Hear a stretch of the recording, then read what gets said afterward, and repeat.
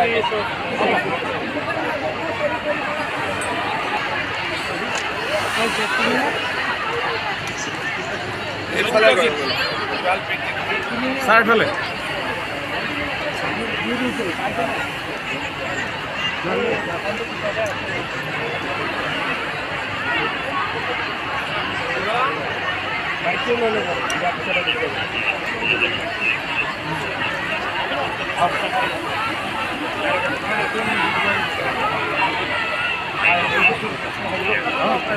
শৰ্মা ডাঙৰীয়া সকলোকে একাজনী মাত্ৰ কৰি তেখেতক সম্ভাষণ জনাবলৈ বিনম্ৰভাৱে অনুৰোধ জনাইছোঁ।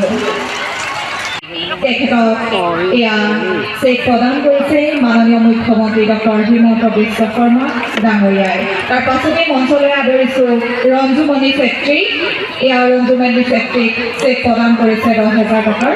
হিমন্ত বিশ্ব শৰ্মা ডাঙৰীয়াই যোৱাকালি মহিলা উদ্যমিতা ধেমাজি আৰু ঢকুৱাখানাত বিতৰণ কৰিলোঁ।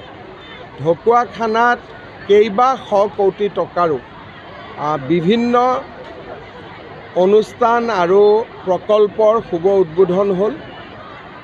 যোৱাকালি সন্ধিয়া ডক্টৰ ভূপেন হাজৰিকা প্ৰেক্ষাগৃহ লখিমপুৰত মুকলি হ'ল। আজি ৰাতিপুৱা অসম মালাৰ নতুন ৰাস্তা আৰু লখিমপুৰ বিশ্ববিদ্যালয়ৰ নতুন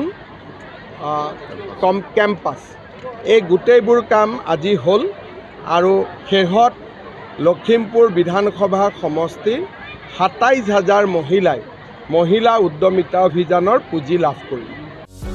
যিকোনো খবৰৰ বাবে যোগাযোগ কৰক আমাৰ এই নম্বৰত 9181 307 2221।